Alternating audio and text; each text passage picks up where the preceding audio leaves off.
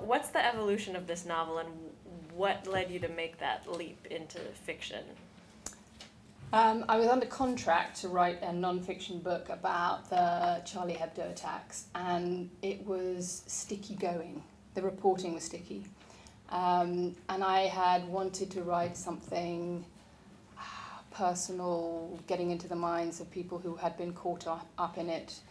But it was hard to get access, and it was awkward, and it was kind of, it made me squirm to doorstep and call and sort of semi-harass in a journalistic way people who had undergone this kind of trauma. And so I had been dragging my feet. And around the late summer and early autumn, I had begun to get a bit of reporting traction, sort of knuckle down, but there was something in me that was less than enthusiastic about it. Partly because the reporting was difficult, partly because it seemed, I don't know, I think sometimes victims are less interesting than grayer areas of perpetrators and other protagonists in stories. And I remember when the Bataclan attacks happened, I ran around Paris reporting for the New Yorker website in the week afterwards, and I just kept waking up at 4 o'clock in the morning, 2 or 3 nights in a row, in this kind of something, almost grinding my teeth in a sort of agitation. It seemed like suddenly a much larger story. Suddenly the Charlie Hebdo events, while very dramatic, were contained. Suddenly this was much bigger. And I realized that this was the continuation of something that had begun many years before, and that in some ways I had uniquely, possibly, not uniquely, but unlike many, a kind of panoramic view from not quite 9/11, but certainly from Afghanistan 2002 to the Bataclan, and this was a sort of bigger arc. And so, without much regret, I set in a sort of, I don't want to say fury, but in a kind of sudden gust of urgent intent, said, right, I'm going to sit down on Monday morning and I'm going to write a novel, and I'm going to write 10,000 words a week until it's done. And I'm not going to hesitate, repeat, second guess myself. I'm going to kick out the Tolstoy complex. I'm not going to worry if it's good. I'm just going to keep writing. And so I did, weirdly. And in 3 months there was this mess that then had to be rewritten. This was right after the Bataclan attacks. It was right after. It was weeks after. Yeah. 8 days after. Wow. No, because it really, I mean, what I think is so great about this book, and you can tell from the excerpts, are it grapples with really big questions that we're facing, but it has characters who are living some of those questions, are embodying other of those questions. It's not an ideological book. It doesn't answer the questions. It just kind of map some of those things out. So do you want to talk about some of those questions, or do you want to talk about how you came upon the characters that inhabit this book? It's kind of hard to know how I came upon the characters, because I had no plan when I began. And it's kind of curious how a character suddenly shows up one day and then walks across the page and begins to form and develop, and then becomes a little bit autonomous, so that at the end, or quite quickly, you find yourself in the service of the character rather than the other way around. It's quite difficult to manipulate a character once you've created him. It's easier to manipulate a character than an editor. That's true. But I think that what I wanted to do, what I was sort of sitting down and grappling with, at the beginning, not very consciously, and then increasingly consciously as it took shape and went through several drafts, was the milieu and the welter and all the conversations and all the debates and lots of different points of view of action and reaction and cause and effect that I'd seen over the years. And so it was really a way to describe that.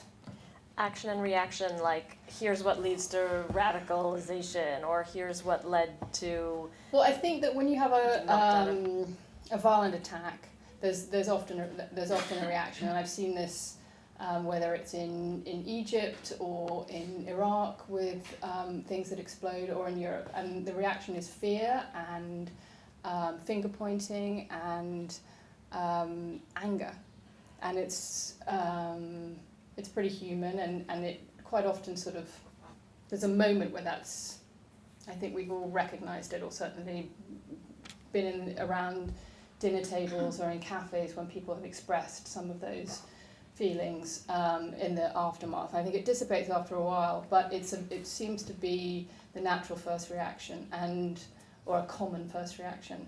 And so in some ways that's what happens to Kit. She loses somebody close to her, and this trauma and grief, she does what a lot of people do, is want to ascribe blame or understand it, or it shakes their world and shifts their belief, and suddenly the everyday, or the assumption of safety and the assumption of it's okay, don't worry, is not there anymore. And it's jarring. And in that kind of,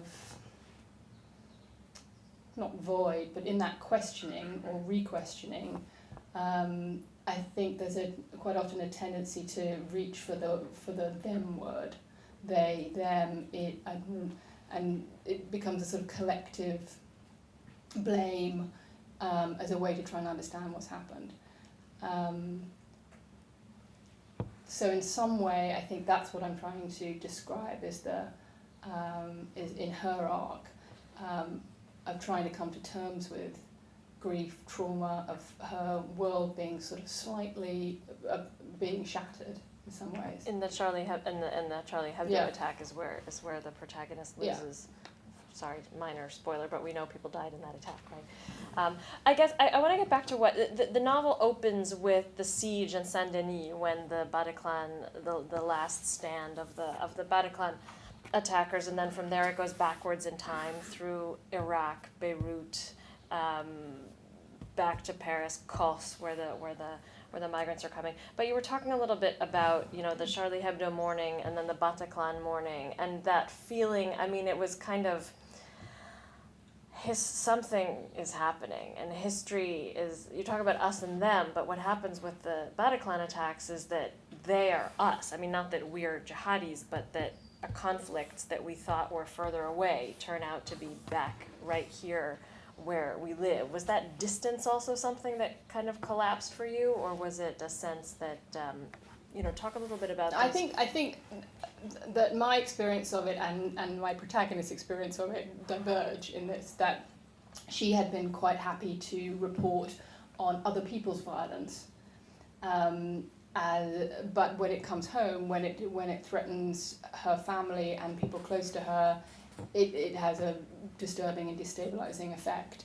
For me, I think that my experience of being in places where attacks and violence and is quite commonplace meant that I had been relatively less shocked when there had been terrorist attacks in my three main home cities of London, Paris and New York. It doesn't seem to me so extraordinary. And it might be also, I mean, I grew up in London in the 80s and 70s and 80s during the time when there was a constant terrorist threat from the IRA. We were quite often, bomb threatened, made to move out of a department store or a cinema or something. And it was something that was just kind of background radiation. I know that in France there were terrorist attacks at that time. It's not it didn't seem to me as extraordinary or as shocking, or but for a lot of people I think it did. Was it hard to make sense of these events through fiction? I mean, I can see it's freeing in many ways because it's the realm of the imagination, but it's also challenging to write so soon after these events about what happened in fiction, and I wonder. Well, the great thing about fiction is you don't have to come to a conclusion. You don't have to write that perfect little graph at the end that somehow sums everything up. You're in the service of your characters, and they go through their arcs or their changes and have their complications, but you follow them, and they don't have to necessarily come to a perfect conclusion. So you don't have to find an answer, and that was quite freeing. Not having, it was great not to have to exposit, to put all those little sort of crunchy paragraphs with lots of subclauses referring to facts.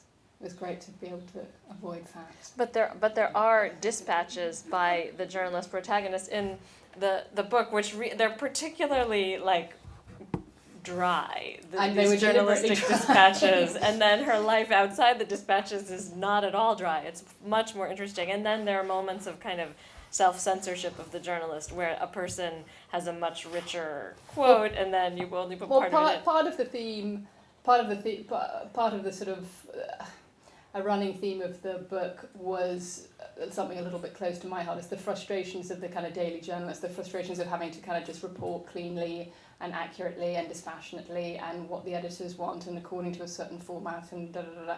So I deliberately kept the few inserts of reportage quite dry, in order that you could see what was going on around the margins, the stuff that didn't get in, or her thoughts or her feelings or her reactions or quotes that she left out. You could see this a richer,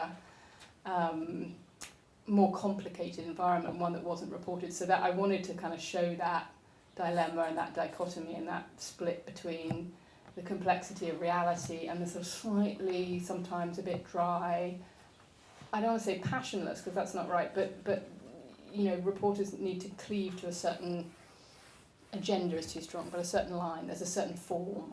And quite often there are certain, the form even becomes a certain way of looking at something, a certain way of describing something.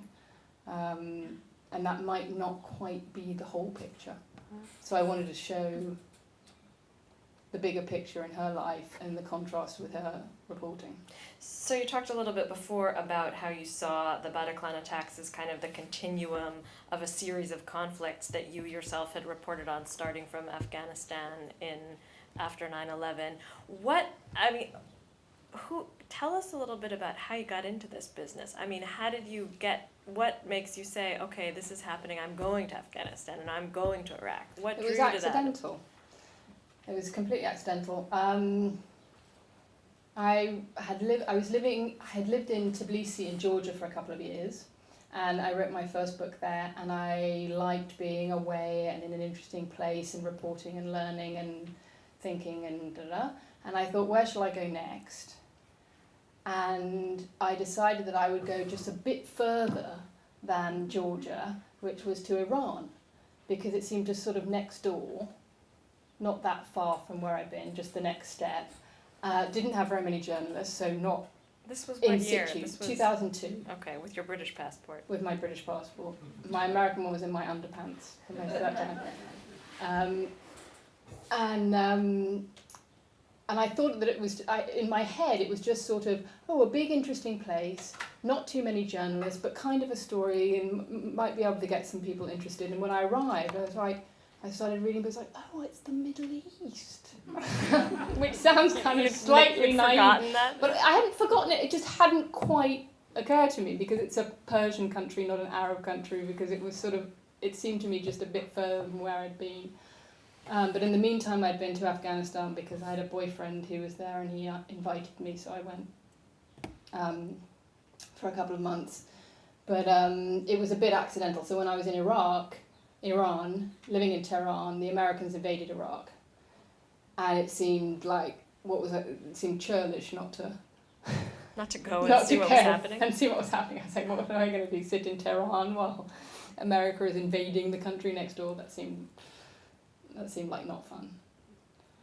So I went to Iraq, and I was 3 months in the north, and then waiting for the Americans to invade from Turkey, which they never did, and then ended up in Baghdad for about a year, on and off. This was, right after the invasion that year. And there are passages in the book where you describe Baghdad in this kind of milieu of the war milieu of everyone kind of needs something from someone else, and there's the Iraqi who wants to go to the West, who might know someone who might be an insurgent, and maybe the journalist might want to talk to the insurgent because that might be a good story. And is that, I mean, you witness that kind It's a lot of cross-hatched agendas that are confused often.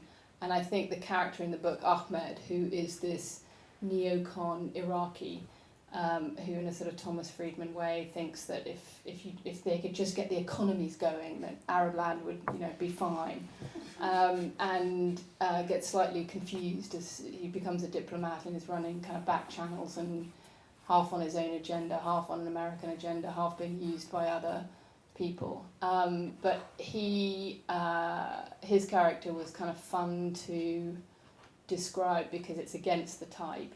Number one, his voice is the most sort of virulently anti-Islamic because he himself is a Muslim, rolling his eyes at the superstition of it and complaining about the backwardness of his countrymen and sort of things that I've heard, but it's hard for a West to put in the mouth of a Westerner.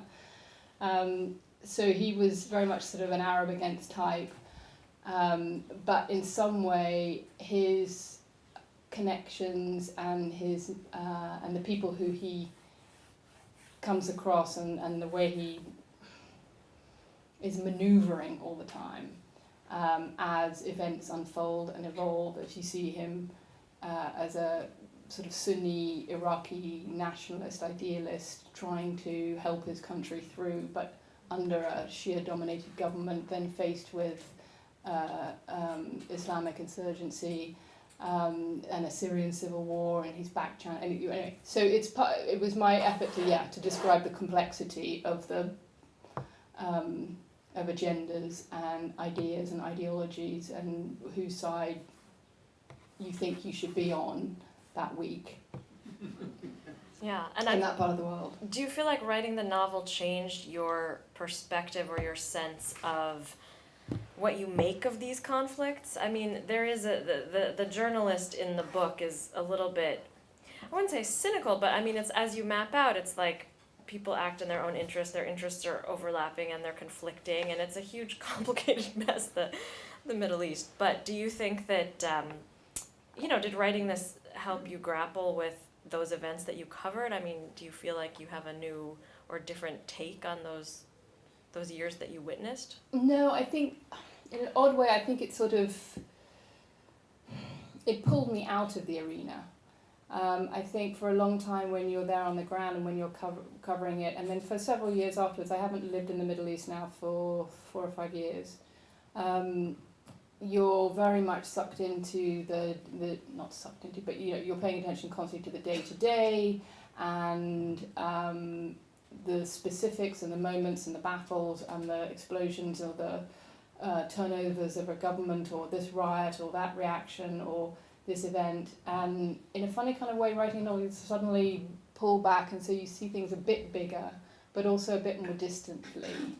And in some way, I think maybe it was a way to sort of disengage as much as it engages. I think sometimes I'm asked, why do you write? And there are lots of different answers, but I think I write to remember. I think I write as a way to sort of set down things that I saw or felt or observed or want to preserve somehow. And so in a funny kind of way, I think the novel was my 15 years of people, impressions, moments, conversations, debates, violence, explosion, royal reaction, and a way to kind of encapsulate that. Did you take notes along the way, jot things down, here's what was said at dinner, here's an impression?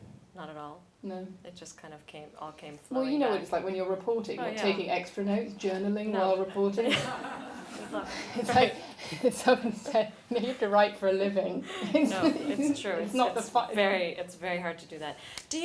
But these places that you've covered and have spent time in and thought a lot about, I mean, there is the trauma of the war journalist in Kit. I mean, do you feel like you tell us a little bit about how it was like for you covering these conflicts, and I mean, do you feel, I mean, there is a trauma involved in it, or is there a distancing from it, or? Well, I should probably confess that I've been in sort of war-zoney places, but I'm not the gung-ho Good. war person, so I wasn't kind of run towards the gunfire. And as a print reporter, you can, more easily sort of stay behind the wall or a bit further back, or interview the people the next day, or you don't have to be the photographer running towards it. Yeah. And so I did a kind of odd thing that quite early on I decided that I avoided looking at dead bodies, which sounds sort of counter, like that's sort of your job, right? That you should. But sometimes people would want to show you it in a morgue or by the side of a road. Here, come, look at that. And I would just be like, actually, I don't need to have that image. I kind of was quite conscious about protecting myself from it. So, unlike a lot of my colleagues, I don't have, particular residual trauma from it. But what is more clear to me from being in these countries and having a lot of friends from these countries is that when you have a lot of violence in a society and when it's sustained, it has a profoundly traumatic effect at a societal level.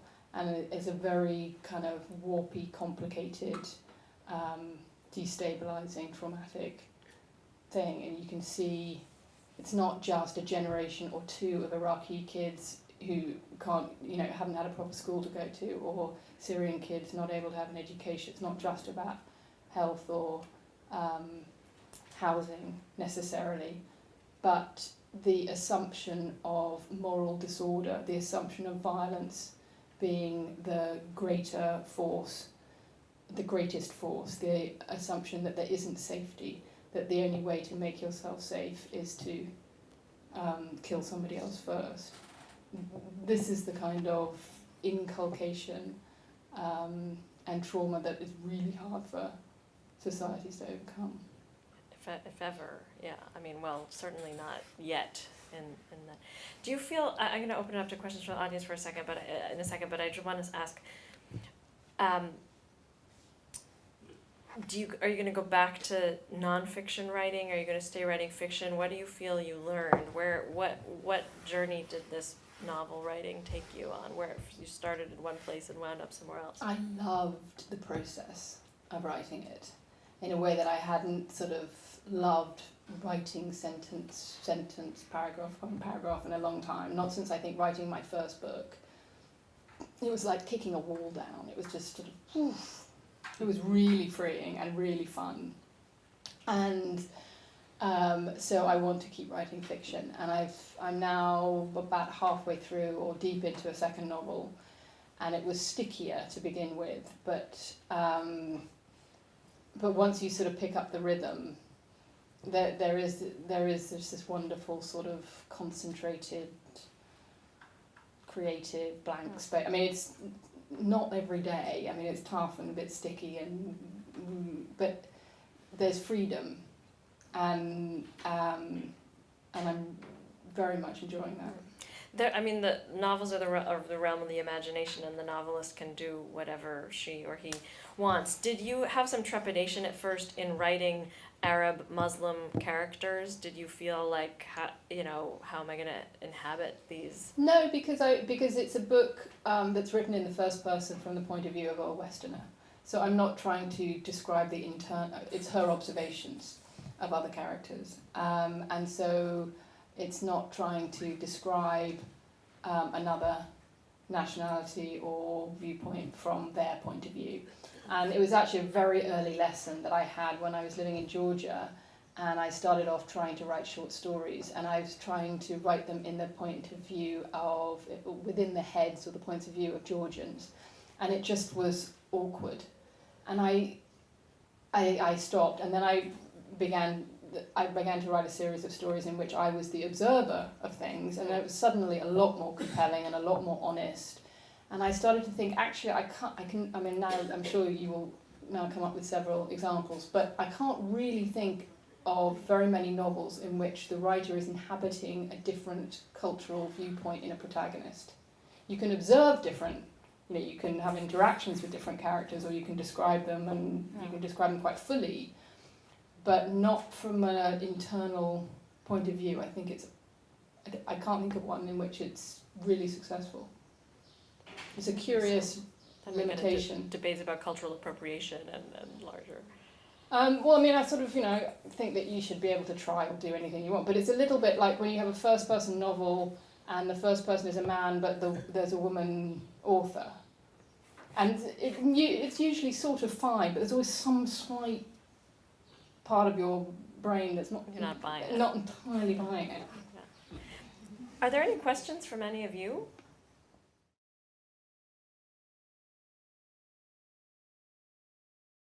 No, it was interesting actually. Little Ahmed in the original draft didn't appear until quite late. I'd probably been writing for a month or more, had a fair clip, before he appeared. And he got more and more fully developed with every draft. But in every draft he became more and more exactly himself. And that right from the beginning, when Kit first meets him and the readers first meet him, he's 4 years old, he's not biddable. He's his own person. He's a little bit suspicious. He sort of stands up. He sees the world quite. He's sort of Clarion.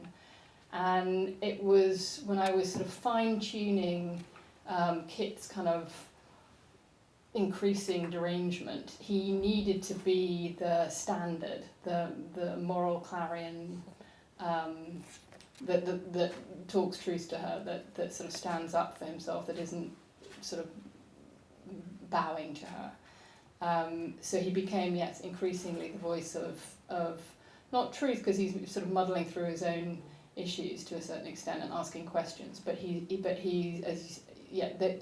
there's less dissembling with children. There's reaction, there's honesty, there's no bullshit, and that's very much his purpose in the book. But it came later. But it just started off with a sort of slightly diffident child. And then it turned into a sort of moral voice. Other questions?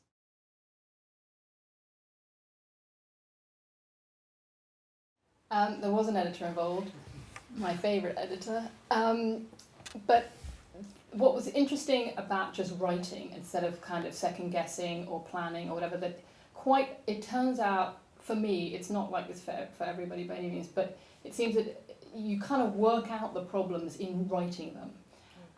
And so the first draft was a mess, but it had, all the characters were there, and it kind of had a beginning and a middle and an end.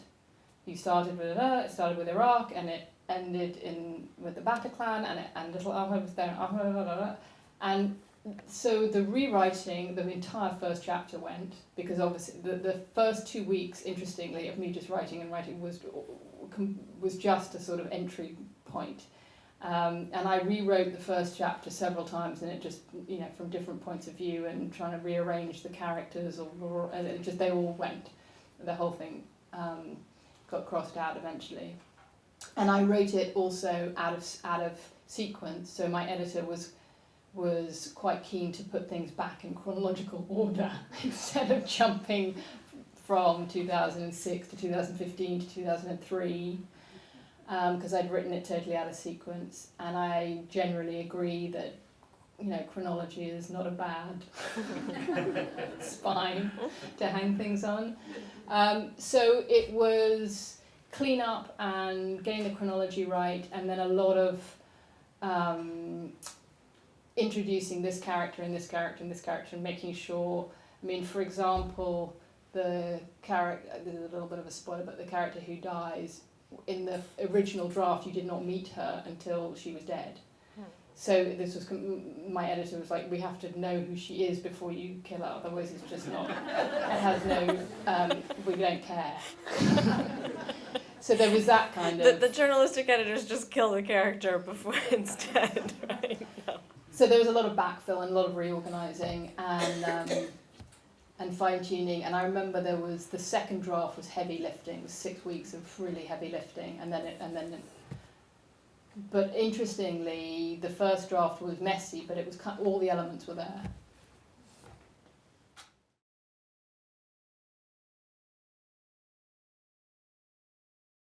Well, it's one of the sort of cross your fingers unintended consequences of ISIS, and particularly ISIS's failure to establish a functioning state, or a state that delivered, a nice way of life for its inhabitants, shall we say, is that it inoculates the population against political Islam in that kind of extreme way, in much the same way as the experience of political Islam in Iran has fairly inoculated much of that population against its efficacy. So I think it's interesting to see, for example, in the light of the backlash, although it's a heavy price to pay for it, against the short-lived Muslim Brotherhood government in Egypt, for example, that Egyptian friends of mine are reporting that there's more social liberalism, more girls uncovered, a bit more, less of a sort of hijabi Islamic presence on the streets than it had been. Even now. Yeah.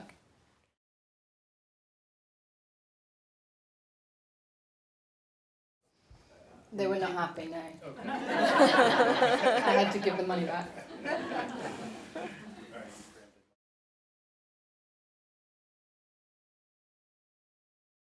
Did everyone hear the question? Okay. One of the fun things about writing a novel is that you can put all sorts of crazy thoughts and opinions into the mouths of characters, and there are several characters with different opinions about what should be done with the Middle East. From Ahmed, the neo-Con-Iraqi's idea that it should turn into a sort of free economic space, to another Zorro, who's the sort of slightly crazy, drug-addicted dreamer, war photographer, who thinks that it would be great if you could just have if Turkey could be included into the EU, you get rid of that border, you give Syria, Turkey sovereignty over Syria, that is included into the border. You essentially re-establish the Roman Empire around the Mediterranean basin under the aegis of the EU.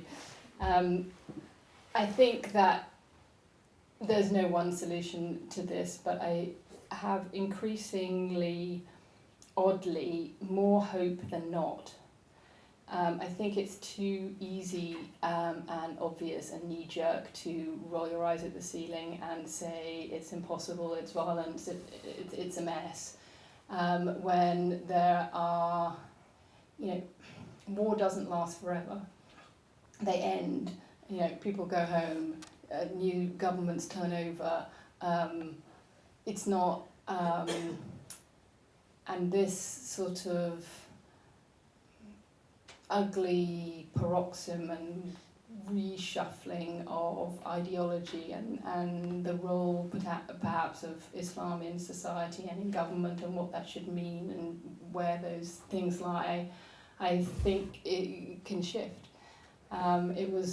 Societies are quite changeable and mutable and adaptable, and more so than you might think. It's interesting in our own society to reflect just 10 or 15 or 20 years ago, gay rights in our societies, and how much that's changed, and how much opinions have changed, mainstream opinions have changed in just such a short time.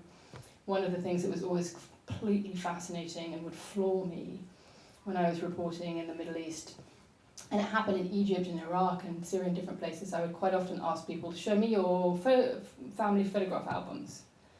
And tell me about your family, and they would show me, and then there they would be sitting, this woman in full house coat and hijab, very nice, well dressed, modest Muslim lady, would suddenly be pointing to a picture of her in a bikini on the beach in Alexandria 25 years ago, and I'd be like, so what happened?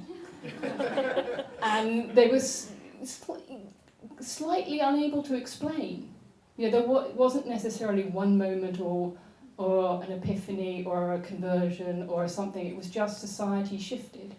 And I think that it can shift again. And I see hope in that. I think that's a great note to end on. Is there anything else you want to add? No, I'm good. So thanks for coming, and I really encourage you to read this book. I'm really proud of you for writing it. I think you did a terrific job, and I think you'll have a great career as a fiction writer as you have had as a nonfiction writer. Thanks, Jen.